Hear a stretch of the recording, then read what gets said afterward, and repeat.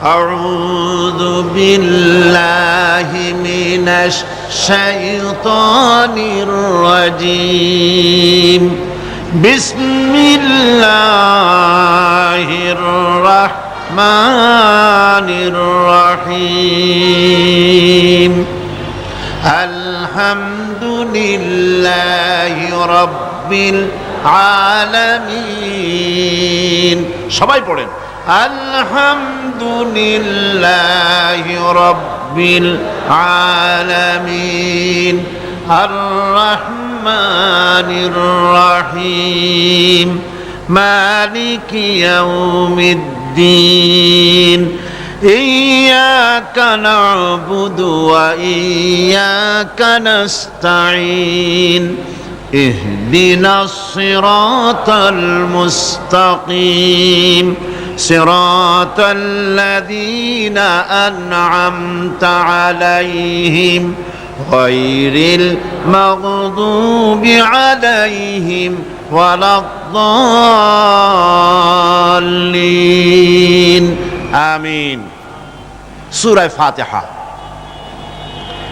কোরআন কারীমের সর্বপ্রথম একটি পূর্ণাঙ্গ সূরা যেটি সেই সূরাটির নাম হচ্ছে সূরা ফাতিহা। এর আগে যত সূরা নাজিল হয়েছে রাসূল করিম সাল্লাল্লাহু আলাইহি সাল্লামের কাছে তা ছিল 10 আয়াত 20 আয়াত 30 আয়াত এরকম করে করে, কিন্তু পূর্ণাঙ্গ সূরা হিসাবে হুজুরের কাছে প্রথম যে সূরাটি নাজিল হয় সেই সূরাটির নাম হচ্ছে সূরা ফাতিহা। আর এই ফাতিহার এটা গ্রন্থের প্রারম্ভিকা হিসাবে রাখা হয়েছে বলে এই সূরাটির নাম হচ্ছে আল ফাতিহা, সূরাতুল ফাতিহা অথবা ফাতিহাতুল কিতাব, যার সাহায্যে কোনো জিনিসকে উদ্বোধন করা হয়, শুরু করা হয়, সেটার নাম হচ্ছে ফাতিহা। সূরা ফাতিহার একটা নাম না, বরং এর অনেকগুলি নাম আছে। সূরা ফাতিহার কম বেশি 22টি নাম পাওয়া যায়, আবার তাফসিরে রুহুল মানিতে এর 40টি নাম বলা হয়েছে। সূরা ফাতিহা অত্যন্ত ফজিলতপূর্ণ একটি সূরা, বরকতপূর্ণ সূরা। এই সূরাটির এক নাম হচ্ছে ফাতিহাতুল কিতাব, মানে হচ্ছে কোরআন কুঞ্জিকা, কোরআনের চাবি অথবা কোরআন প্রারম্ভিকা। এটাকে বলা হয়েছে উম্মুল কিতাব, কোরআনের কিতাবের মা। তো মা মানে কোরআন শরীফের পেটে সূরা ফাতিহা হয়েছে তা না। আরবিতে শব্দের অর্থ হচ্ছে কেন্দ্র, সেন্টার, আসল। এই জন্যে মক্কা শরীফকে বলা হয়, কোরআনে কারীম মক্কা শরীফকে বলেছে কি উম্মুল কোরা, গ্রাম সমূহের মা। সারা পৃথিবীর সমস্ত জায়গা থেকে, শহরগঞ্জ গ্রাম থেকে লোকেরা এখানে এসে একত্রিত হয়, সেজন্য এটার নাম রাখা হয়েছে উম্মুল কোরা।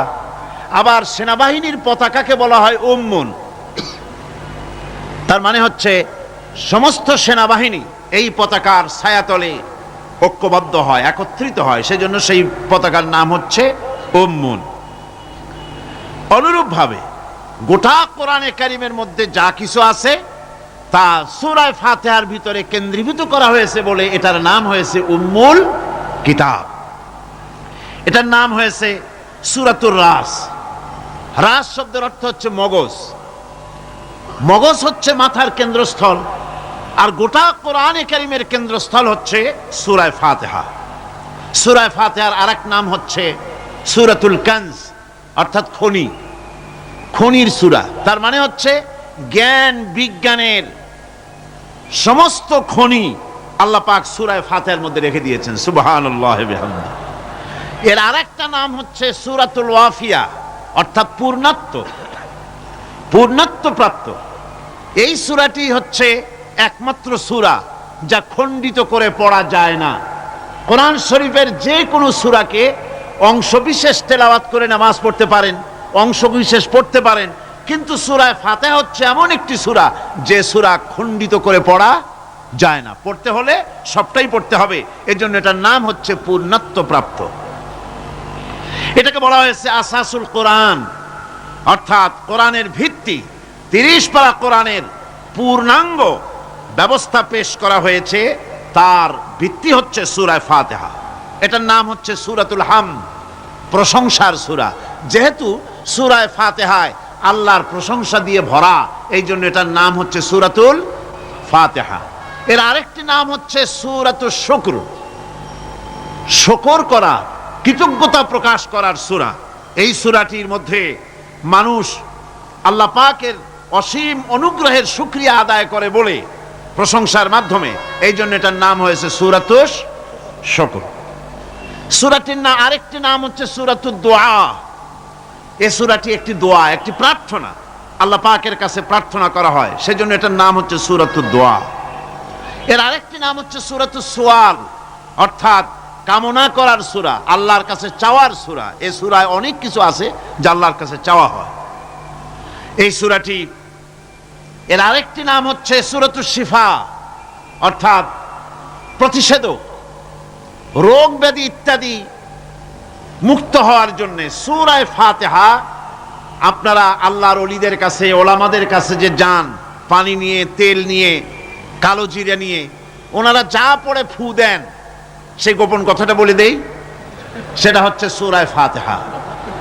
সূরা ফাতিহা কোন কোন কিতাবে মুফাসসিরিন ইকরাম লিখেছেন, মুহাদ্দিসিনরা লিখেছেন যে দুরারোগ্য ব্যাধি, কোন ওষুধে ভালো হচ্ছে না, প্রতিদিন 40 বার করে সূরা ফাতিহা পড়ে পানিতে দম করে ফজরের পরে 41 দিন যদি এভাবে সেবন করে, সেই দম করা পানি দুরারোগ্য ব্যাধিও আল্লাহ পাক ভালো করে দিবেন। সুবহানাল্লাহ বিহামদি। এটা হচ্ছে সূরাতুশ শিফা। এটাকে বলা হয় সূরাতুস সালাত। নামাজ হবেই না সূরা ফাতিহা ছাড়া, নামাজ সূরা ফাতিহা ছাড়া হবে না। এই জন্য লা সালাতা লিমান লাম ইয়াকরা বিফাতিহাতিল কিতাব, হাদিস শরীফে এসেছে সূরা ফাতিহা ছাড়া নামাজ শুদ্ধ হবে না, নামাজ জায়েজ হবে না। সেই জন্য এটার নাম হচ্ছে সূরাতুস সালাত। কোরআনে কারীমের এই সূরাটি, এটাকে হযরত পীর সাহেব কেবলা একটি আয়াত তেলাওয়াত করে বলেছেন সাবউল মাসানি। এটা হচ্ছে নিত্য পাঠনীয় সপ্তবাক্য, যে 7টি বাক্যকে সব সময় পড়া লাগে। তার মানে হচ্ছে যে ব্যক্তি নামাজ পড়ে 5 ওয়াক্ত, 24 ঘন্টার ভিতরে সূরা ফাতিহা একেবারে কম করেও যদি হয়, তাহলে 40 বার এই সূরা 24 ঘন্টায় নামাজি ব্যক্তিকে পড়তে হয়। এই জন্য সবসময় পাঠনীয় এই সূরাটি। সূরাটি মোট অক্ষর সংখ্যা হচ্ছে 113, শব্দ সংখ্যা হচ্ছে 25টি। এটি হচ্ছে সূরা ফাতিহা। একটি রুকু, 7টি আয়াত। নাজিলের অবতীর্ণ হওয়ার স্থান হচ্ছে মক্কা আল মুকাররমা। রাসূল করিম সাল্লাল্লাহু আলাইহি ওয়াসাল্লামের মক্কি জিন্দেগিতে সূরাটি অবতীর্ণ হয়। শুরু হচ্ছে সূরা ফাতিহা। আলহামদুলিল্লাহি রাব্বিল আলামিন। সূরা ফাতিহা আমি বলি এটি যেন একটি অভিনন্দন পত্র। এটি কি? অভিনন্দন পত্র। বান্দা দিচ্ছে তার রবকে, রবের ভাষায় শেখানো অভিনন্দন পত্র বান্দা তার রবকে প্রকাশ করছেন, দিচ্ছেন। অভিনন্দন পত্রে 3টা জিনিস থাকে, আপনারা লক্ষ্য করে শুনলে বুঝতে পারবেন ইনশাআল্লাহ। একবার ভাবুন যে কত বড় কথা, 30 পারা কোরআনের মধ্যে যা আছে তার সবটা আল্লাহ পাক তার সারাংশ সূরা ফাতিহায় ঢুকাইছেন। তাহলে এটা জিনিসটা কি, এটা বুঝতে হবে এবং সেই ধরনের অন্তর নিয়ে, মন নিয়ে বসতে হবে আর বুঝতে চেষ্টা করতে হবে। আমি ধীরে ধীরে আপনাদের সামনে পেশ করব ইনশাআল্লাহ, বিইজনিল্লাহ, বিমাশিয়াতিল্লাহ, বিফদলিল্লাহ। সূরা ফাতিহার মধ্যে আমি বলেছি এটা একটি অভিনন্দন পত্রের মতো। কিরকম? অভিনন্দন পত্রে 3টা জিনিস থাকে। কয়টা জিনিস থাকে? 3টা। প্রথমে থাকে প্রশংসা। অভিনন্দন পত্রে প্রথমে কি থাকে? প্রশংসা। 2 নম্বরে থাকে পরিচয়। 3 নম্বরে থাকে দাবি। 3 নম্বরে থাকে দাবি। প্রথমেই দাবি করা হয় না, এটা ঠিক না। প্রথমেই প্রশংসা। সমস্ত অভিনন্দন পত্র আপনারা দেখবেন, মন্ত্রী আসুক, প্রেসিডেন্ট আসুক, অভিনন্দন পত্র পেশ করা হয়, সুন্দর ভাষায় লেখে, হে সংগ্রামী জননায়ক, গরিবের বন্ধু, জাতির কিছু একটা, এইভাবে করে বহুত প্রশংসা করে তারপরে তার নাম খুঁজে পাওয়াই মুশকিল প্রশংসার ঠেলায়। আপনার আগমনী বার্তায় আমাদের এই চট্টগ্রামের আকাশ বাতাস মুখরিত, আবাল বৃদ্ধ বনিতা আনন্দে উদ্বেলিত, কে কি করবে দিশে করতে পারছে না, এরকম প্রশংসা। এই প্রশংসা দিয়ে তারপরে বলে আমরা চট্টগ্রাম কলেজের কর্তৃপক্ষ, আমাদের বেড়া নাই, টিন নাই, চাল নাই, ইট নাই, সিমেন্ট নাই, আমাদের এগুলি দাবি। তাহলে প্রথমে গেল প্রশংসা, 2 নম্বরে পরিচয়, 3 নম্বরে দাবি। মূলত এই ভদ্রতা প্রথমে কেউ বলে না, মন্ত্রী সাহেব চিটাগংয়ে আসছেন তো আমাদের দাবি না মিটাইয়া ঠ্যাং আস্ত নিয়ে ঢাকা ফিরতে পারবেন না, এরকম বলে নাকি? এরকম বললে কিছুই পাওয়া যাবে না। মূলত এই যে ভদ্রতা, এই শালীনতা, এই শিষ্টাচার শিক্ষা দিয়েছে আল কোরআন। সুবহানাল্লাহ বিহামদিহি। বান্দাকে কিছু চাইতে হবে, আর চাওয়াটা শিখাইছেন কে? আল্লাহ। কে শিখিয়েছেন? বান্দাকে একটা বড় জিনিস চাইতে হবে, একটা বড় জিনিস চাইতে হবে আল্লাহর কাছে। সেই চাওয়াটা কি সেটাও আল্লাহ শিখাইছেন। যেহেতু আমরা তো জানি না, বুঝি না, আল্লাহ আমাদের কত মেহেরবান, তার কত দয়া, আমাদের শিখাই দিচ্ছেন কেমনে প্রশংসা করতে হবে, কেমনে পরিচয় দিতে হবে, আর কেমনে দাবি করতে হবে। 3টি জিনিস সূরা ফাতিহার মধ্যে আল্লাহ পাক ঢুকিয়ে দিয়েছেন। সুবহানাল্লাহ বিহামদিহি। সুতরাং বলা হচ্ছে, আল্লাহ পাক বলছেন আলহামদুলিল্লাহি রাব্বিল আলামিন। সমস্ত প্রশংসা, যাবতীয় প্রশংসা সবকিছু আল্লাহ পাকের জন্য, যিনি রব্বুল আলামিন, যিনি বহু জগতের, অসংখ্য জগতের যিনি পালনেওয়ালা, তার জন্যই সমস্ত প্রশংসা। এখন হামদ হচ্ছে প্রশংসা, এর অর্থ হচ্ছে সুন্দরের প্রশংসা। অসুন্দরের কিন্তু কোনো হামদ হয় না, অসুন্দরের হামদ হয় না। হামদ হয় কার? সুন্দরের। সুন্দরের হামদ হয়, প্রশংসা হয়। এই জন্য প্রশংসা করতে হবে আল্লাহ পাকের। কোন ফাসিকের প্রশংসা যদি করা হয় আল্লাহ পাক নারাজ হয়ে যান, আল্লাহ পাকের আরশ গোসায় থরথর করে কাঁপতে থাকে। প্রশংসা হবে কেবলমাত্র কার? আল্লাহ পাকের। এবং এই প্রশংসা সবটুকু হামদের আগে আলিফ লাম লাগানো হয়েছে। এটা হচ্ছে জিন্স বা ইস্তিকরাক, অর্থাৎ সমস্ত বস্তুকে বোঝাবার জন্য আল শব্দকে ব্যবহার করা হয়েছে। আলহামদু, সমস্ত প্রশংসা সেই আল্লাহ পাকের, যিনি তামাম জাহানকে সৃষ্টি করেছেন এবং প্রতিপালন করেছেন। আল্লাহ রাব্বুল আলামিন বলেন, আমরা শুরু করছি সূরা ফাতিহা, অভিনন্দন পত্র দিচ্ছি। কারে দিচ্ছি? আল্লাহ পাককে দিচ্ছি। সেখানেও ভাষা দিয়ে রব্বুল আলামিন বলেন প্রশংসা করো, আলহামদুলিল্লাহি রাব্বিল আলামিন। সমস্ত প্রশংসা আল্লাহ পাকের, যিনি হচ্ছেন রব। যিনি কি? রব। এখন এই রব শব্দের বাংলা অর্থ করা হয় প্রভু, লালনকারী, প্রতিপালনকারী, কিন্তু এই অর্থ যথেষ্ট নয়। কোরআনে কারিমে যে রব বলা হয়েছে তার অর্থ হচ্ছে, তার অর্থ ব্যাপক, অনেক বিশাল এর অর্থ। এ রব কাকে বলে আমি রবের সমস্ত ব্যাখ্যা করতে পারবো না, তবে অল্প কথায় এমন ভাবে বলতে চেষ্টা করব যাতে করে আপনাদের বুঝে আসবে ইনশাআল্লাহ। আমরা বলি ইনশাআল্লাহ। এখন আপনারা যদি আমাকে প্রশ্ন করেন যে অত কথা বুঝি না, এক লাইনে এক বাক্যে বুঝায় দেন রব কাকে বলে, তাহলে আমি কথাটা এইভাবে বলবো, যাহার যখন যে জিনিসের যতটুকুন প্রয়োজন তাহাকে তখন সেই জিনিস ফরিয়াদ করার আগে যিনি পৌঁছে দেন তার নাম হচ্ছে রব।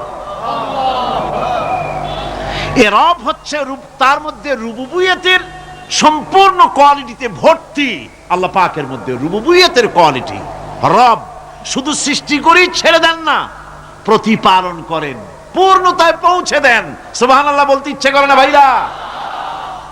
দেখেন আল্লাহ রাব্বুল আলামিন এমন রব, বাংলাদেশের কুকুর আর আমেরিকা ইউরোপের শীত প্রধান দেশের কুকুর একরকম নয়। আমাদের দেশের পশু ইউরোপ আমেরিকা শীত প্রধান দেশের পশু একরকম নয়। তার কারণ হলো আমাদের দেশে শীত কম, নাতিশীতোষ্ণ অঞ্চলের মধ্যে খানিকটা পড়ে যায়। এখানে পশুদের গায়ে কম পশম থাকলে কোনো অসুবিধা নাই।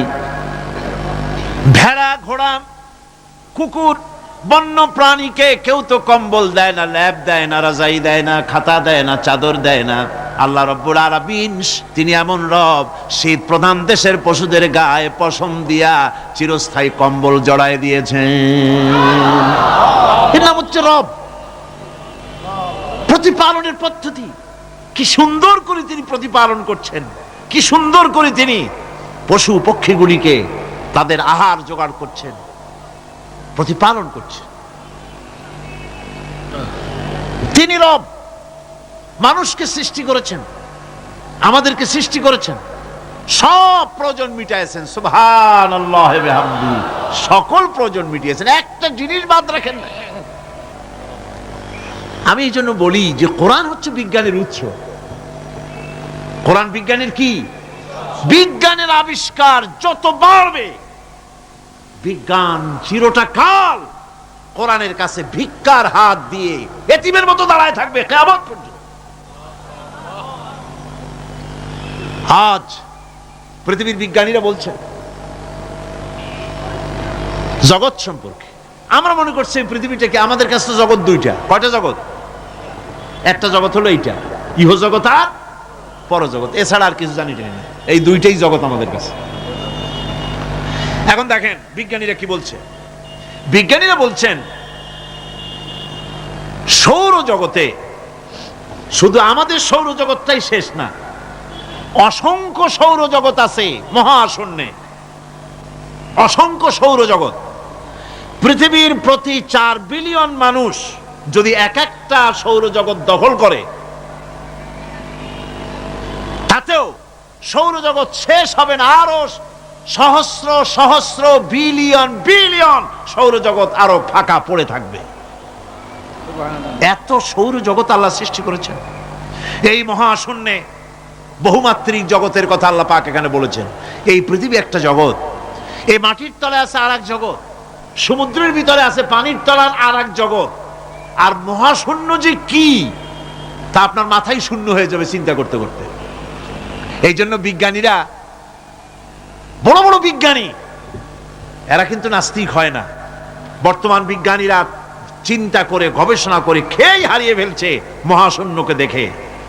যেখানে আছে গ্যালাক্সি, যেখানে আছে মিল্কি ওয়ে, যেখানে রয়েছে অসংখ্য তারকা, এই পৃথিবীটা মহাশূন্য আল্লাহ যেভাবে তৈরি করেছেন, সেই তুলনায় এই পৃথিবী একটা মার্বেলের চাইতে খুব বেশি একটা বড় কিছু হয় বলে মনে হয় না। পৃথিবী যদি হয় একটা মার্বেলের মতো, তাহলে আমরা যে মানুষ, আমাদের অস্তিত্ব কোথায় চিন্তা করেন। এবার মহাশূন্যে চলেন, মহাশূন্য সে কি বিশাল মহাশূন্য। একটা তারকা থেকে আর একটা তারকায় যদি যেতে হয়, তাহলে সহস্র সহস্র বিলিয়ন বছরের দরকার হবে। কি বছর? এ দুনিয়ার বছর না, আলোক বর্ষ, লাইট ইয়ার। আলো চলে প্রতি সেকেন্ডে কত? 1,86,000 মাইল। এই 1,86,000 মাইলের সেকেন্ড, এর মিনিট, এর ঘন্টা, এর দিন, এর মাস, এর বছর, এই আলোকবর্ষ। সহস্র সহস্র আলোকবর্ষ পার হয়ে যাবে এক তারকা থেকে আর এক তারকায় পৌঁছানো সুকঠিন। এ ধরনের অসংখ্য তারকা আল্লাহ পাক তৈরি করে রেখেছেন। সূর্য হচ্ছে পৃথিবীর চাইতে 13 লক্ষ গুণ বড়। এরকম সূর্য বিজ্ঞানীরা এখন বলছে, আগে বলতো 1 কোটি সূর্যের চাইতে বড় তারকা, এখন বলতেছে এই রকমের পৃথিবীর চাইতে 13 লক্ষ গুণ বড় যে সূর্য, এরকম 3 কোটি সূর্য খাইয়ে ফেলাইতে পারে। এরকম সহস্র সহস্র তারকা এক একটা গ্যালাক্সির ভিতরে আল্লাহ পাক তৈরি করে রেখেছেন। এখন মনে হচ্ছে যে এই তারকাগুলি বড় না, এই তারকাগুলির চাইতে আবার বড় জিনিস আছে। সেগুলি কি? সেটাকে বলা হয় ব্ল্যাক হোল। সেটাকে বলা হয় ব্ল্যাক হোল, অন্ধকার কূপ।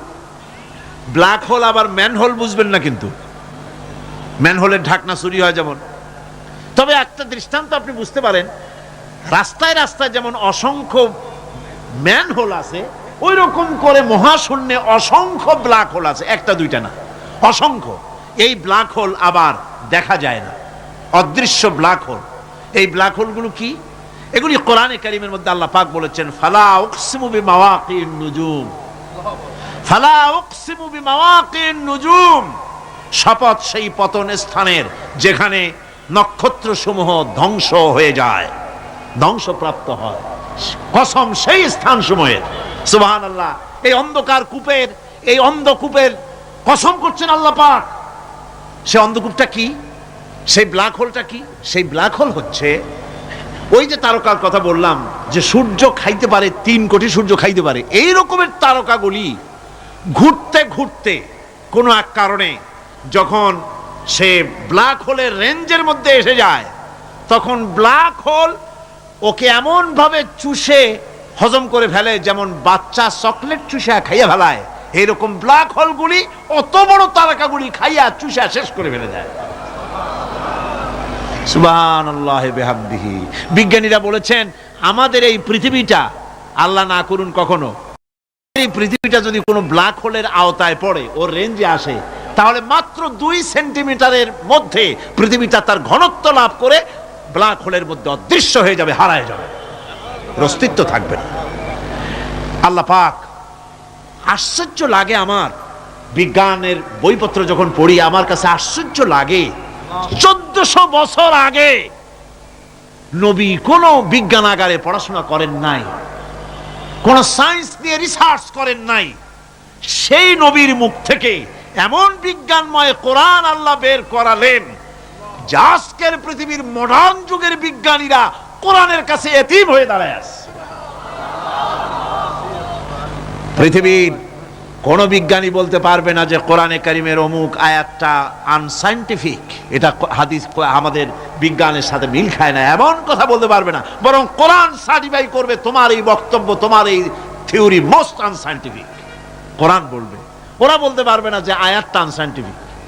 সুতরাং কোরআন হচ্ছে মহান বিজ্ঞানময়, কোরআন হচ্ছে আল্লাহ পাকের দেওয়া এক মহান বিধান, যে কোরআনের কারণে আল্লাহ পাক আমাদেরকে হেদায়েত দান করেছেন। সুতরাং এই কোরআন হচ্ছে, কোরআনের মধ্যে যা আছে, গোটা কোরআনে যা আছে সব সূরা ফাতিহায় আছে। সুবহানাল্লাহি বিহামদিহি। আল্লাহ পাক বলছেন, আলহামদুলিল্লাহি রাব্বিল আলামিন। মহব্বতের সাথে পড়েন সবাই, আলহামদুলিল্লাহি রাব্বিল আলামিন। সমস্ত প্রশংসা, যাবতীয় প্রশংসা সে আল্লাহ পাকের, যিনি তামাম জাহানের পালনেওয়ালা রব। আল্লাহ পাক তার কাছে যখন বান্দা আলহামদুলিল্লাহি রাব্বিল আলামিন বলে, তখন প্রশ্ন হয় যে তার, যার প্রশংসা তুমি করছো, তোমরা করছো, তার কি আরো কোনো গুণকীর্তন আছে নাকি? আমরা বলি আর রহমানির রহিম, তিনি পরম দাতা এবং দয়ালু। রহমান এবং রহিম দুটি হচ্ছে সমঅর্থবোধক, প্রায় কাছাকাছি অর্থবোধক শব্দ। অসীম মেহেরবান এবং বিশেষ করুণাময় তিনি, যিনি রহমান এবং রহিম। রহমান রহিম আল্লাহ পাকের দুটি গুণবাচক নাম। রহমান অপেক্ষা, রহিম অপেক্ষা রহমান, এটা হচ্ছে বেশি ব্যাপক অর্থবোধক, যার জন্য তাফসীরে বলা হয়েছে আর রহমানু যুর রাহমাতিশ শামিলা বিজামিল খালায়েক ফিদ দুনিয়া ওয়াল মুমিনিনা ফিল আখিরাহ। অর্থাৎ রহমান তিনি, যিনি এমন রহমতের মালিক যা বিশেষত গোটা বিশ্বের সমস্ত মানুষের জন্য প্রযোজ্য। আর রহিম হচ্ছে শুধু কিয়ামতের দিন পৃথিবীতে রহমান, তিনি দয়াবান পৃথিবীর সমস্ত মানুষের জন্য, এবং কিয়ামতে শুধু মুমিনদের জন্য। রহমান কিয়ামতে শুধু মুমিনদের জন্য। আর রহিম হচ্ছে আর রহিম যুর রাহমাতি শামিলা লিল মুমিনিনা ইয়াউমিল কিয়ামা। রহিম হচ্ছে শুধুমাত্র কিয়ামতের দিন আল্লাহ রাব্বুল আলামিন শুধু মুমিন লোকদের জন্য এই বিশেষ দয়া কিয়ামতের দিন করবেন। এখন রহমান হচ্ছেন পৃথিবীর সমস্ত মানুষের জন্য, সমস্ত প্রাণীর জন্য। তার দান থেকে কেউ বঞ্চিত থাকবে না, সকলের জন্য তার দানের দরজা অবারিত, উন্মুক্ত। এই পৃথিবীর বুকে আমরা দেখতে পাই মানুষ তার বন্ধুদেরকেই দেয়, শুধু সরকার হোক আর সাধারণ মানুষ হোক, আপনজনদেরকে নিজের দলকেই বেশি দেয়। কথা ঠিক কিনা? নিজের দলের প্রতি, আত্মীয় স্বজনের প্রতি স্বজন প্রিয়তা মানুষের শরীরের ভিতরে রোগ হিসাবে কাজ করে, আর এভাবে করে নিজের দল আর আত্মীয় স্বজনকে বেশি করে সুযোগ সুবিধা দেয়। শত্রুকে কেউ দেয় না, শত্রুকে কেউ ডেকে ডেকে কোনো জিনিস দিতে চায় না বা দেয় না। আল্লাহ রাব্বুল আলামিন এমন রহমান, এমন দয়াবান, এমন মেহেরবান, যারা তার ইবাদত করে, যারা তাকে স্বীকার করে, আল্লাহ বলে তাকে যারা সেজদা দেয়, আল্লাহ পাক তাদেরকেও দেন। আর যারা আল্লাহকে অস্বীকার করে, আল্লাহ রাব্বুল আলামিনকে মানে না, তার গুণাবলী কি স্বীকার করে না, তার অস্তিত্ব স্বীকার করে না, তারপরেও আল্লাহ রাব্বুল আলামিন কোন নাফরমান বান্দাকেও রহমত থেকে বঞ্চিত করেন না। সে যেই হোক, বেনামাজি হোক, মুরতাদ হোক, নাস্তিক হোক, তারপরে আল্লাহর অনুগ্রহ থেকে সে বঞ্চিত থাকে না। কথা ঠিক কিনা? বরং এটাই আমরা দেখি, নামাজি, দিনদার, পরেজগার মানুষ তার বরং কম থাকে, সে বরং কম পায়। বাড়ি নাই, ঘর নাই, কলকারখানা নাই, আর নামাজ রোজা করে না, হজ যাকাত করে না, আল্লাহর সাথে বিরোধিতা করে, আল্লাহরে মানেই না, বলে দেয়ার ইজ নো গড, স্রষ্টা বলতে কেউ নাই। এই ড্রিঙ্ক অ্যান্ড বি মেরি, এই হচ্ছে তাদের থিওরি, তাদের দর্শন, তাদের ফিলসফি। এই জাতীয় লোকগুলি বরং দেখা যায় তারা ক্ষমতা পায়, বাড়ি হয়, গাড়ি হয়, কল হয়, কারখানা হয়, সম্মান পায়। এটা কেন? এর কারণ হচ্ছে আল্লাহ রাব্বুল আলামিন এই পৃথিবীর কোনো মূল্য দেন না। এই পৃথিবীর মূল্য যদি আল্লাহ পাকের কাছে একটা মশার ডানার তুল্য যদি হতো, আল্লাহ পাক বিদ্রোহীদেরকে, কাফেরদেরকে এক ঢোক পানি আল্লাহ পাক গিলতে দিতেন না। এবার চিন্তা করেন, আল্লাহর ব্যাপারে যে দৃষ্টান্তটা দেওয়া হয়েছে, দৃষ্টান্তটা কত গুরুত্বপূর্ণ। মশার ডানার তুল্য, মশার ডানার তুল্য এই পৃথিবীর দাম নাই আল্লাহর কাছে। আপনাকে যদি কেউ 10 লক্ষ মশার ডানা বহু কষ্ট করে জোগাড় করিয়া যদি কেউ দেয়, তাহলে আপনি কয় টাকা দিয়ে কিনবেন? 4 পয়সা দিয়েও একজনে বলছে 4 পয়সাও দিবে না। তাহলে বোঝেন এর কোনো মূল্য নাই।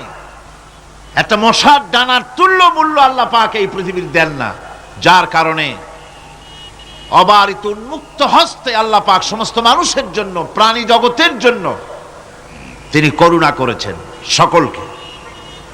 এই করুণাময় রহমান আল্লাহ পাক, তিনি গুনাহগারদেরকে, যারা আল্লাহ পাকের ফরমাবরদারি করতেছে, তাদেরকে সকলকে আল্লাহ পাক সমানভাবে তার জিনিসগুলিকে তিনি দিয়ে দিচ্ছেন।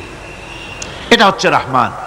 আর রহিম হচ্ছে, হাদিস শরীফে বলা হয়েছে, আর রহমানু রহমানুদ দুনিয়া ওয়াল আখিরাহ, আর রহিমু রহিমুল আখিরাহ। মুমিন রহমান তো শুধু আল্লাহ পাক দুনিয়া এবং আখিরাতের জন্য, আর রহিম শুধুমাত্র আখিরাতের জন্য। আবার কোন কোন আয়াতে বলা হয়েছে যে আল্লাহ পাক দুনিয়ার মানুষের জন্য রহিম। একটি আয়াতে ভাবে বলা হয়েছে, হুয়াল্লাযী ইউসাল্লি আলাইকুম ওয়া মালাইকাতুহু লিয়ুখরিজাকুম মিনাজ যুলুমাতি ইলান নূর ওয়া কানা বিল মুমিনিনা রহিমা।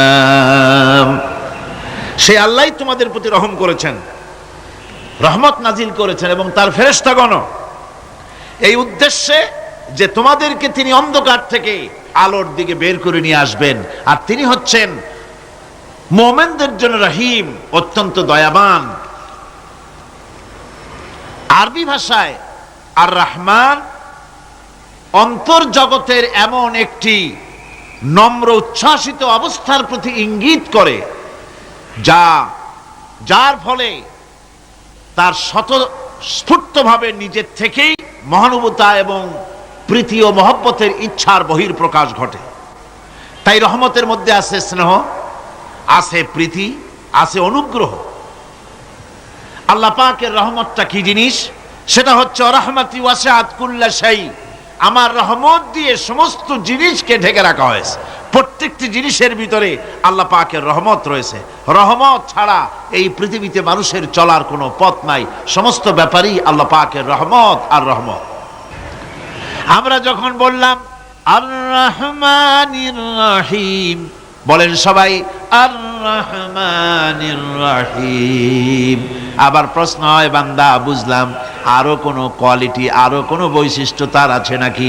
আমরা বলি মালিকি ইয়াউমিদ্দিন, তিনি হচ্ছেন বিচার দিনের মালিক, শেষ বিচারের মালিক তিনি। একদিকে এটাকে ব্যালেন্স করা হয়েছে, একদিকে অফুরন্ত রহমত, যার কোনো কুল নাই, কিনারা নাই। এখন আদল দরকার। এখন কি দরকার? আদল, ইনসাফ দরকার। আল্লাহ পাক একদিকে অফুরন্ত রহমত আর নিয়ামত দিয়ে পৃথিবীকে ছেয়ে রেখেছেন, অপর দিকে বলেছেন আমি হচ্ছি বিচার দিনের মালিক, সেদিন আমি বিচার করব। সেই বিচারের ভিতরে কোনো পক্ষপাতিত্ব থাকবে না, হবে না। সেখানে তিনি হবেন হাকামুল হাকিমিন, ওইটা হবে সুপ্রিম কোর্টের সুপ্রিম কোর্ট। সেই পরকালে, সেই কিয়ামতের মাঠে আপনাকে আমাকে সকলকে উপস্থিত হতে হবে, নাকি হবে না? সবাইকে উঠতে হবে। এই দিন শব্দটি কোরআনে কারিমে বহু জায়গায় বলা হয়েছে এবং বিভিন্ন অর্থে ব্যবহার করা হয়েছে।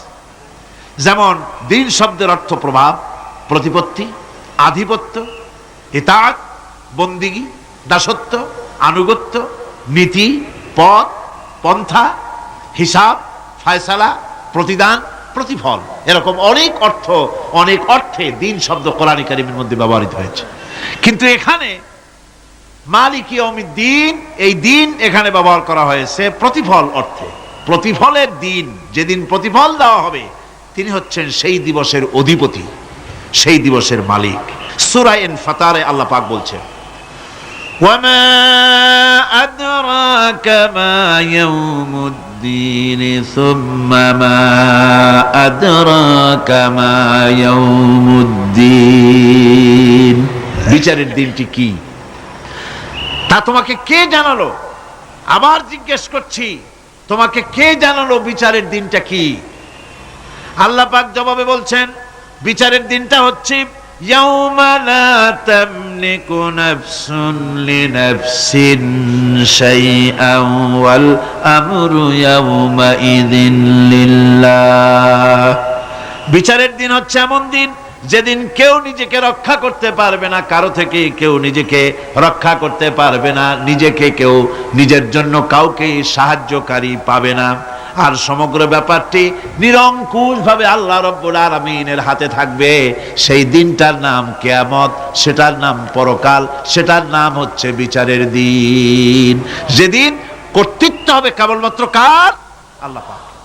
সেই দিনটা হচ্ছে কর্মফল পাওয়ার দিন। লাহা মা কাসাবাত ওয়া আলাইহা মাকতাসাবাত, প্রত্যেক মানুষই সেই উপার্জন অনুসারে সেখানে ফল পাবে। যেমন কর্ম তেমন ফল পাবে, ব্যক্তি হিসাবে পাবে, দল হিসাবে পাবে। তিলকা উম্মাতুন ক্বাদ খালাত লাহা মা কাসাবাত ওয়া লাকুম মা কাসাবতুম ওয়া লা তুসআলুনা আম্মা ইয়ামালুন। প্রত্যেক মানুষই তার উপার্জন অনুসারী ফল পাবে।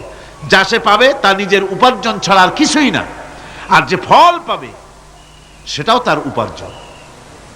সুতরাং কিয়ামতের দিন আল্লাহ মানুষের উপরে কোনো জুলম করবেন না, অত্যাচার করবেন না।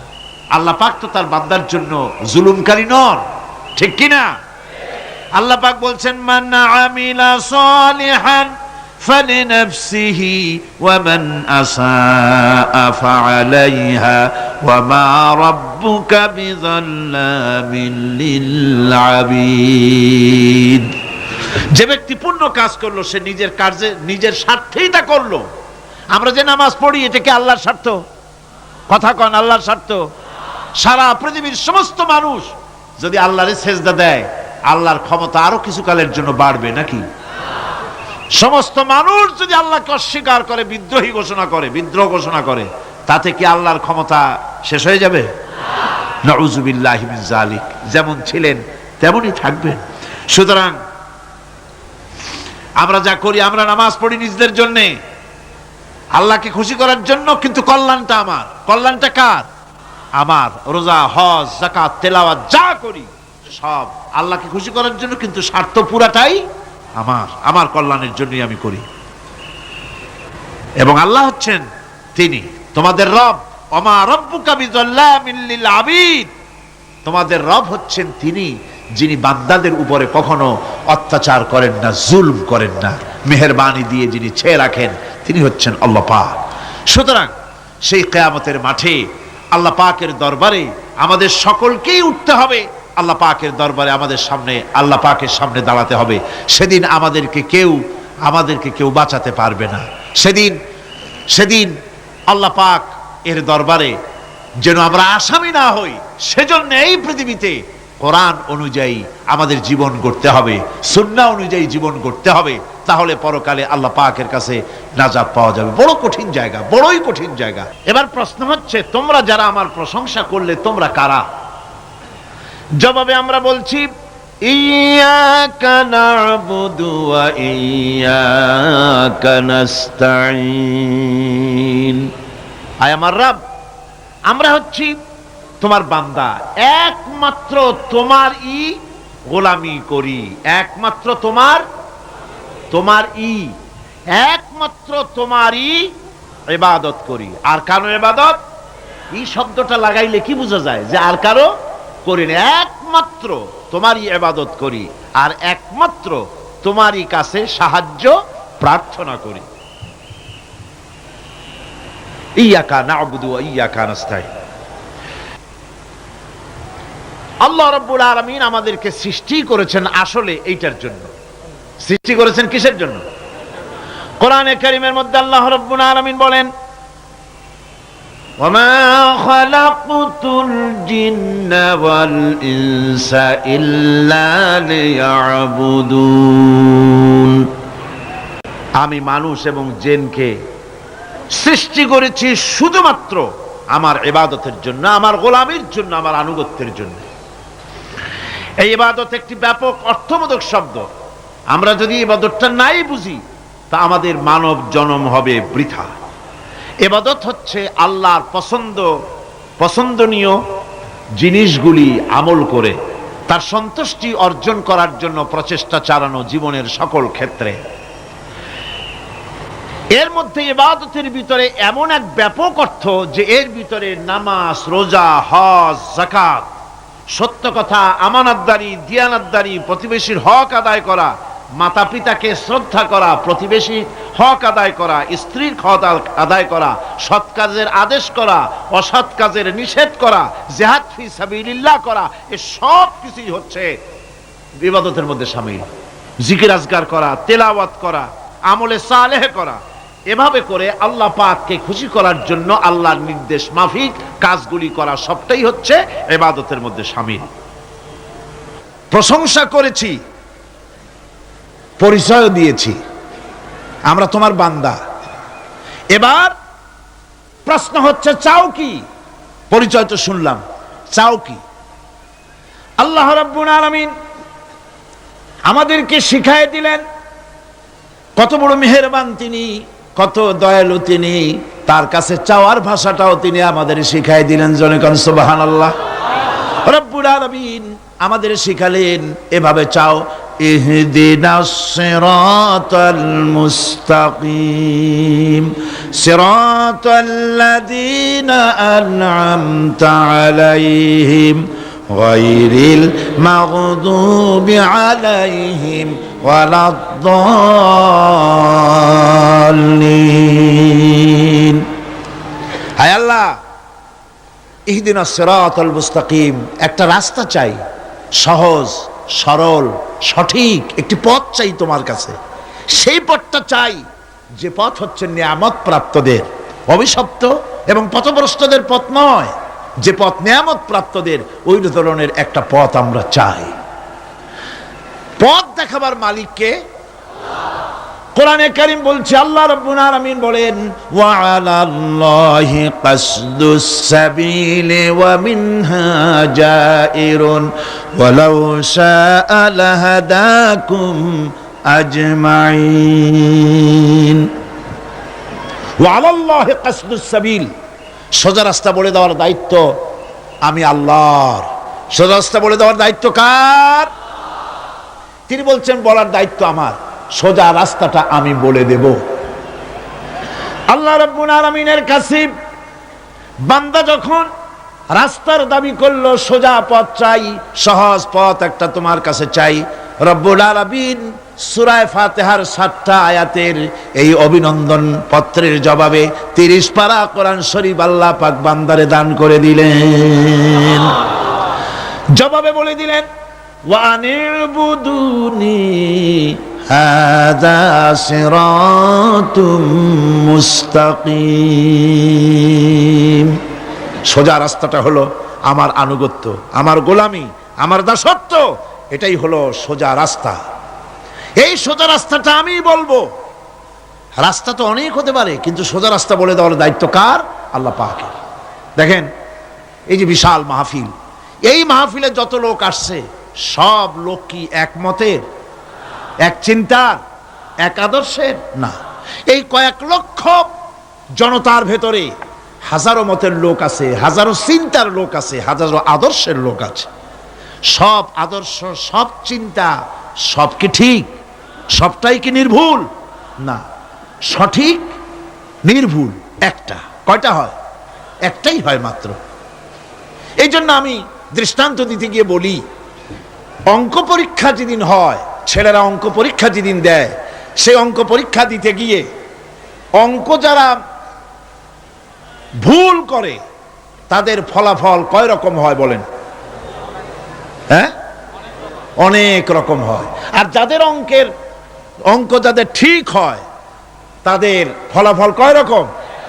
একরকম। তার অর্থ কি? তার অর্থ হলো ভুলের পথ অনেক, আর হকের পথ, বাতিলের পথ অনেক, ভুলের পথ অনেক, সঠিক এবং হক যেটা, তার পথ হচ্ছে মাত্র একটা। এই জন্যে আল্লাহ রাব্বুল আলামিন তিনি সোজা রাস্তা বলে দেওয়ার দায়িত্বটা নিয়েছেন। কোরআন বলছে প্রত্যেকটি সৃষ্টির শুরু হতে শেষ পর্যন্ত 4টা স্তর পার হতে হয়। তার সর্বশেষ স্তর হলো হেদায়াত। 4টে স্তর পার হওয়ার সর্বশেষ স্তর হচ্ছে হেদায়াত। আল্লাযী খালাকা ফাসাওয়া ওয়াল্লাযী কদ্দারা ফাহাদা। তিনি সকল বস্তুকে সৃষ্টি করেন এবং তারপর তার পরিমাপ, তার কর্মপথ, তার হেদায়েত তিনি দিয়ে দেন। তার মানে হচ্ছে তিনি সৃষ্টি করেন, সামঞ্জস্য রাখেন, পরিমাপটা ঠিক করেন এবং পথের নির্দেশ দেন। সৃষ্টি করেই ছেড়ে দেন না, তার হেদায়েত দিয়ে দেন, তার পরিমাপটা ঠিক করেন, সামঞ্জস্য করেন। কিরকম? দেখুন, আপনি যখন দাঁড়ান তখন আপনার পায়ের উপরে হাঁটু থেকে হাঁটুর নিচের যে অংশটা পা পর্যন্ত, ওইটারে কি কয়? পা, নলা। এই তো ঠিক বলছেন, নলা। আপনারা আমাকে সাহায্য করবেন যেখানে আমি আটকে যাই। নলা। এই নলাটা পায়ের সেন্টারে যদি রাখা হতো, বোঝেন ভালো করে, পায়ের সেন্টারে এই জায়গাটা, এটা ধরুন পা, এই জায়গাটায় যদি হতো পায়ের নলাটা, হয় সিটায় পড়তেন, না হয় ফুটোয় পড়তেন। আল্লাহ পাক বলছেন শুধু সৃষ্টি করি না, সামঞ্জস্য এবং পরিমাপ ঠিক করি, মাপ মতো পাটা সামনে গোড়ালির কাছে নলাটা বসায় দেওয়া হয়েছে যাতে আপনি চিত না হন, বুটো হয়ে না পড়েন। সুবহানাল্লাহ কইতে ইচ্ছা করে না? এই নলাটা যদি আঙ্গুলের দিকে আসতো আর পাটা যদি পিছনের দিকে বেশি অংশ থাকতো, যতই সামনে হাঁটতেন ততই পিছনে চলে যেতেন। ভূত নাকি, ভূতের পা থাকে নাকি পিছনের দিকে, বলে লোকেরা, আমি দেখি টিকি নেই। ভূত নাকি সামনে আগাতে গেলে পিছনে চলে যায়। এ পায়ের সামঞ্জস্যটা, অনেক কথা বলবো না, দুই একটা দৃষ্টান্ত দেব, তাতেই বুঝে ফেলবেন। আল্লাহ পাক বলেন শুধু সৃষ্টিই করি না, তার সামঞ্জস্য এবং পরিমাপকে ঠিক করে দেই। মুরগির বাচ্চা ডিমের থেকে বেরোয় তারে যদি ওর মায়ের শুদ্ধ যদি আপনি ফালায় দেন পানির মধ্যে ডুবে মরে যাবে, আর ওর মার চিৎকারের চোটে সারা গ্রামের মানুষ এক জায়গায় হবে। আর হাঁসের ডিম থেকে বাচ্চা বেরোলে সেই বাচ্চা আর মা বাবা দুজনকেই ফালায় দেন পানির মধ্যে, সাঁতরায় উঠে আসবে, ঠিক কিনা? কে শিখালো সাঁতার? কে শিখালো? শুধু সৃষ্টি করেন না, আল্লাহ পাক সৃষ্টি করেন, সামঞ্জস্য এবং পরিমাপকে ঠিক করেন এবং তাকে পথের নির্দেশ দেন। এটা হলো সর্বশেষ, সৃষ্টি করে ছেড়ে দেন না। যেমন কোরআনে কারিমে হযরত ইব্রাহিম আলাইহিস সালাম তিনি তার সম্প্রদায়ের সাথে যে কথোপকথন করেছিলেন, বিষয়টি আল্লাহ পাক কোরআনে কারিমের মধ্যে কোট করে দিলেন। এই হেদায়েতের বিষয় সেখানে আছে বলে আল্লাহ পাক বিষয়টা কোরআনে জায়গা করে দিলেন। وَإِذْ قَالَ إِبْرَاهِيمُ لِأَبِيهِ وَقَوْمِهِ إِنَّنِي بَرَاءٌ مِّمَّا تَعْبُدُونَ إِلَّا الَّذِي فَطَرَنِي فَإِنَّهُ سَيَهْدِينِ। ইব্রাহিম আলাইহিস সালাম তার পিতা এবং তার গোত্রকে বললেন, তার সম্প্রদায়ের লোকদেরকে, নিঃসন্দেহে আমি মুক্ত, আমি পবিত্র। তোমরা যেসব জিনিস দিয়ে যেসব এর ইবাদত করো, গোলামি করো, আনুগত্য করো, আমি তার থেকে পবিত্র। আমি তো শুধু ইবাদত করি, গোলামি করি সেই স্রষ্টার, যিনি আমাকে সৃষ্টি করেছেন। আমার সম্পর্ক শুধুমাত্র সেই সত্তার সাথে যিনি সৃষ্টি করেছেন। আল্লাযী খালাকানি ফাহুয়া ইয়াহদিন, যিনি আমাকে সৃষ্টি করে শুধু সৃষ্টি করেন নাই, আমাকে হেদায়েত দিয়েছেন, আমাকে পথের দিশা দিয়েছেন। ওয়াল্লাযী হুয়া ইউতঈমুনি ওয়া ইয়াসকিন, যিনি আমাকে সৃষ্টি করেছেন তিনি হেদায়েত দিয়েছেন, আর আমি যখন তৃষ্ণার্ত হই তিনি আমাকে পান করান, আমি যখন ক্ষুধার্ত হই তিনি আমাকে আহার দেন। ওয়া ইযা মারিতু ফাহুয়া ইয়াশফিন, আর যখন অসুস্থ হই তখন তিনি আমাকে রোগমুক্ত করে দেন। সুবহানাল্লাহি বিহামদি। তাহলে কি হলো? অর্থাৎ যে প্রতিপালক, তার প্রতিপালন পদ্ধতি আমার সকল প্রয়োজন মিটান, যিনি আমাকে পান করান, আহার করান, অসুস্থ হলে যিনি আমাকে সুস্থ করেন। হেদায়েতের কামটা তিনি আরেকজনের জন্য রাখেন নাই, তিনি আমার হেদায়েতের ব্যবস্থাও করেছেন। ভাইরা আমার, আল্লাহ রাব্বুল আলামিন শুধু সৃষ্টি করেন নাই, সৃষ্টি করে হেদায়েত দিয়েছেন, মানুষকে হেদায়েতের রাস্তা বলে দিয়েছেন। সঠিক পথ কোনটি সেই পথের কথাও তিনি পরিষ্কার করে বলে দিয়েছেন। এই জন্য আল্লাহ পাক বলেন, কোরআন মাজিদ হেদায়েতকে বিরাট দান বলে ঘোষণা করেছে। মানুষের জন্য যে হেদায়েত আল্লাহ দিয়েছেন তা সবচাইতে বড় দান। জোরে কোন সুবহানাল্লাহ। ইন্না খালাকনাল ইনসানা মিন নুতফাতিন আমশাজিন নাবতালিহি ফাজআলনাহু সামিআম বাসীরা। আমি মানুষের মিলিত শুক্র দ্বারা, নুতফা দিয়ে আমি মানুষ সৃষ্টি করেছি এবং তাকে একে একে বিভিন্ন স্তর পার করেছি। তাকে শ্রবণ শক্তি দিয়েছি, তাকে দর্শন শক্তি দিয়েছি। ইন্না হাদাইনাহুস সাবিলা ইম্মা শাকিরান ওয়া ইম্মা কাফুরা। নিশ্চয়ই আমি তাদেরকে তাদের কর্মপন্থা প্রদান করেছি, আমি তাদেরকে হেদায়েত দিয়েছি, চলার পথের দিশা দিয়েছি। এখন ইচ্ছে করলে সে কৃতজ্ঞ হতে পারে, ইচ্ছে করলে অকৃতজ্ঞতার পথও অবলম্বন করতে পারে। আমি তাকে হেদায়েত দিয়ে দিয়েছি, পথ দেখিয়ে দিয়েছি। ডান এবং বা দুটি রাস্তা আল্লাহ পাক দেখিয়ে দিয়েছেন, আসহাবুল ইয়ামিন, আসহাবুশ শিমাল, একটা ডানপন্থী আর একটা বামপন্থী। আমাদের দেশে কিছু লোক আছে নাম মুসলমান কিন্তু বলে যে আমরা বামপন্থী আন্দোলন করি, অথচ সমস্ত ডানপন্থীদের জায়গা হবে জান্নাতে যদি জান্নাতের আমল করতে পারে। ডানপন্থীদের নেতা হচ্ছেন দুনিয়ার সমস্ত পয়গম্বরেরা, আর বামপন্থীদের নেতা হলো শয়তান। বামপন্থীদের নিয়ে শয়তান যাবে কিয়ামতে জাহান্নামে। আল্লাহ পাক রাস্তা বলে দিয়েছে। আল্লাহ রাব্বুল আলামিন বলেন, আলাম নাজআল লাহু আইনাইনি ওয়া লিসানান ওয়া শাফাতাইন ওয়া হাদাইনাহুন নাজদাইন। আমি কি তোমাদের দুটি চক্ষু দেই নাই, দেখার জন্য দুটো চোখ দেই নাই? আমি কি তোমাদেরকে কথা বলার জন্য দুটো ঠোঁট দেই নাই? এরপরে আমি কি তোমাদেরকে ভালো মন্দ বোঝার জন্য আমি কি হেদায়েত দেইনি? ভালো মন্দ সবটা বোঝার জন্য আমি তোমাদেরকে হেদায়েত দিয়েছি। সুতরাং এই হেদায়েতের রাস্তা ছেড়ে দিয়ে তোমরা নিজেদেরকে গোমরাহির মধ্যে ডুবিয়ে দিও না। আমার দেওয়া হেদায়েতের রাস্তায় নিজেদেরকে পরিচালিত করার জন্য প্রচেষ্টা করো। সিরাতাল মুস্তাকিম, এজন্য মডেল দরকার। কার অনুসরণ করব? আল্লাহ পাক শিখায় দিলেন, সিরাতাল্লাযীনা আন'আমতা আলাইহিম। পড়েন সবাই, সিরাতাল্লাযীনা আন'আমতা আলাইহিম গায়রিল মাগদুবি আলাইহিম ওয়ালাদ-দাল্লিন। আয় আল্লাহ, অনুগ্রহপ্রাপ্ত দল, সেই রাস্তা অনুগ্রহপ্রাপ্তদের রাস্তা চাই। তোমার মনোনীত ব্যক্তি অনুগ্রহপ্রাপ্ত যারা, তাদের পথ অনুসরণ করতে চাই। এই অনুগ্রহপ্রাপ্ত দল কারা সে কথা কোরআন শরীফে বলা হয়েছে। আল্লাহ রাব্বুল আলামিন বলেন, ওয়া মান ইউতি'িল্লাহা ওয়ার রাসূল ফাউলাইকা মা'আল্লাযীনা আন'আমাল্লাহু আলাইহিম মিনান নাবিয়্যিনা ওয়াস-সিদ্দীকিন والشهداء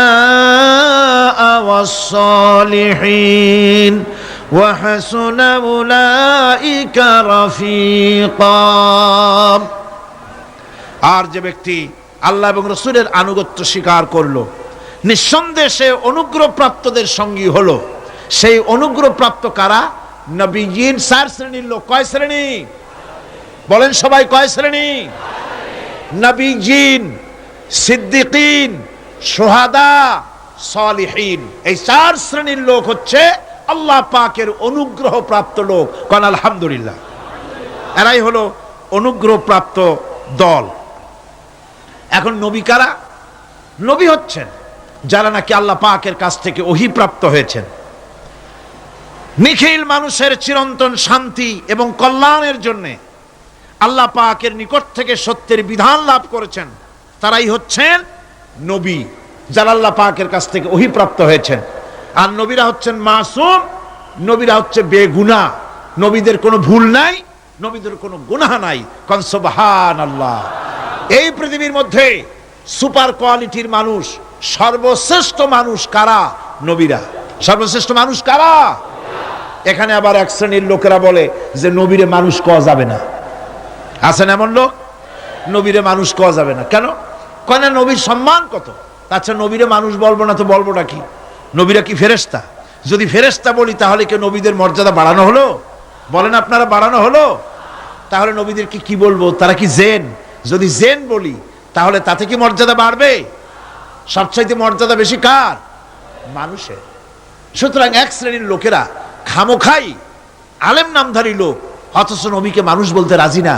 কোরআনে কারীম সাফ করে আল্লাহ পাক পরিষ্কার করে বলেছেন, কুল ইন্নামা আনা বাশারুম মিসলুকুম ইউহা ইলাইয়া আন্নামা ইলাহুকুম ইলাহু ওয়াহিদ। নবী বলুন, আমি তোমাদের মতো মানুষ, আমার উপরে ওহী আসে। ইন্নামা আনা বাশারুম মিসলুকুম, তোমাদের মতো মানুষ। একটু ভালো করে বিষয়টা বোঝেন। আরো বলেছি আমি, আজকে আবার স্মরণ করায় দেই। আল্লাহ শিখাই দিচ্ছেন, বলুন আমি তোমাদের মতো মানুষ, ফেরেশতা নই, জিন নই, আমার কাছে ওহী আসে। পার্থক্য এখানে। তবে আরো পার্থক্য আছে, সেটা হচ্ছে আমরা হচ্ছি সাধারণ মানুষ, নবীরা হচ্ছেন অসাধারণ মানুষ। সুবহানাল্লাহ। আমরা হচ্ছি মানব, রাসূল আল্লাহর পয়গম্বররা হচ্ছেন মহামানব। কথা বুঝে আসছে? তার মানে হলো আমরা সাধারণ মানুষ। সাধারণ মানুষেরা গুনাহ করতে পারে, ভুল করতে পারে, সব রকমের গুনাহ করতে পারে। নবীরা কোনো গুনাহ করতে পারেন না। আল্লাহ পাক তাদের দিয়ে গুনাহ করান না। আল্লাহ পাক ফেরেশতা দিয়ে, আপন কুদরত দিয়ে নবীদেরকে হেফাজত করেন। সুবহানাল্লাহ। সুতরাং এই কথা বিশ্বাস করতে হবে, সমস্ত নবীরা হচ্ছেন মানুষ। নবীদের আদর্শই কেবলমাত্র আদর্শ, সেই আদর্শকেই গ্রহণ করতে হবে, তাকেই একমাত্র নেতা হিসাবে গ্রহণ করতে হবে। আমার নেতা বলতেও রাজি না। মুশকিল কি এক জায়গায়? কয় যে নেতা বলা যাবে না। কেন? কয় যে ওই যে মানুষেরা বলে, স্লোগান দেয়, আমার নেতা, তোমার নেতা, অমুক তমুক, হ্যান ত্যান। তো এগুলির সাথে নবীরে মিশানো এটা ঠিক না। তাছাড়া নবীরে নেতা কব না, কবটা কি? নবী কি হয় নেতা হবে, না হয় অনুসারী হবে, এর বাইরে তো কিছুই নাই। হয় ইমাম, না হয় মুক্তাদি। বাইরে কি? বাইরে তো নাই কিছু। সুতরাং নবী কি মুক্তাদি হবে? নবী কি অনুসারী হবে? নিশ্চয়ই হাজার বার নবী হচ্ছেন ইমাম, নবী হচ্ছেন নেতা। আমরা যখন আরবিতে বলি, ওনারা নিজেরাও আরবিতে বলেন, তখন কোনো আপত্তি হয় না। আল্লাহুম্মা সাল্লি আলা সাইয়্যিদিনা মুহাম্মদ। সাইয়্যিদিনা মানে হচ্ছে আমাদের লিডার, আমাদের নেতা। সাইয়্যিদিনা যখন বলে তখন আপত্তি করে না, কিন্তু আমাদের নেতা বললেই আপত্তি করেন। বাংলা ভাষা, বাংলাদেশি মানুষ হইয়া বাংলা ভাষার প্রতি এই গভীর জ্ঞান দেখলে দুঃখই হয়। বন্ধুগণ, মনে রাখতে হবে, নবী হচ্ছেন মাসুম, বেগুনাহ এবং নেতা। আর মুহাম্মদ সাল্লাল্লাহু আলাইহি সাল্লাম হচ্ছেন বিশ্ব নেতা, এটা কোনো সন্দেহ নাই। এই নবীর অনুসরণ করতে হবে। সিদ্দিকিন হচ্ছে সত্যকে যারা উদার, উন্মুক্ত, অকুণ্ঠ চিত্তে, দ্বিধাহীনভাবে যারা গ্রহণ করেছে, এর বিপরীত যারা করেই নাই, তারাই হচ্ছেন সিদ্দিকিন। হযরতে, যেমন একটা দৃষ্টান্ত, হযরতে আবু বকর সিদ্দিক রাদিয়াল্লাহু তাআলা আনহু, মেরাজ থেকে হুজুর ফিরে এসেছেন সকাল বেলায়, ফজরের নামাজ পড়ে বসেছেন কাবা শরীফে, তিনি বসে আছেন। তো তখন আবু জাহেল এসে বলছে, মুহাম্মদ সাল্লাল্লাহু আলাইহি ওয়াসাল্লাম, প্রত্যেক দিনই তো নতুন নতুন কথা কও, আজকে কোনো নতুন কথা আছে? হুজুর বলেন, হ্যাঁ নতুন কথা আছে। কি?